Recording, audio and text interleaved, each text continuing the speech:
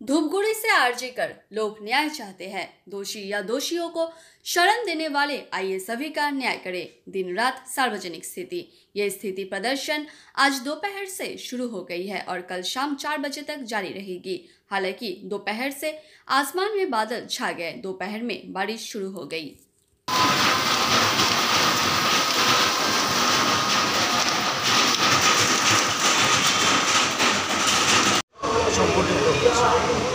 তারই মাঝখানে দাঁড়িয়ে আমাদের যে সংস্থা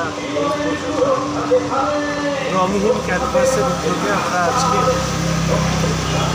আমাদের যে স্লোগান, সেই স্লোগানে একদিকে যেরকম আর্জি করে নির্যাতিতার পরিবার তারা যেন বিচার পায়, তার পাশাপাশি আমরা পশ্চিমবঙ্গের উত্তর প্রান্তে যারা থাকি তারা প্রত্যেকেই জানি যে আমাদের এই উত্তরবঙ্গের ধূপগুড়ির একজন স্কুল ছাত্রীর নৃশংস হত্যা হয়েছিল।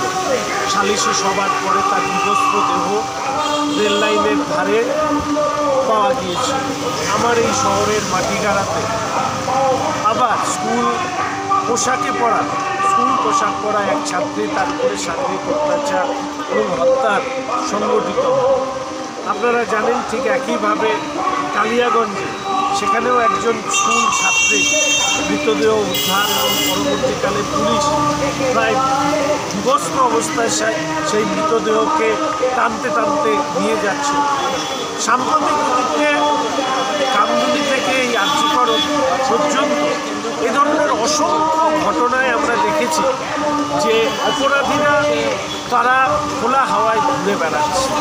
তাই আর্যিকরের পরিবারের যেরকম বিচার আমরা চাই, তার জন্য যেভাবে আমরা রাস্তায় নেমেছি, আবার বলছি পতাকা ছাড়া, রং নিয়ে রং ছাড়া আমাদের এই প্রজন্মের একটাই বক্তব্য যে এই সাম্প্রতিককালে যতগুলো ঘটনা ঘটেছে প্রত্যেকটি পরিবার যাতে পীড়িত পরিবার যাতে তারা বিচার পায়, তার জন্যই আমাদের এই কর্মসূচি আমরা করছি।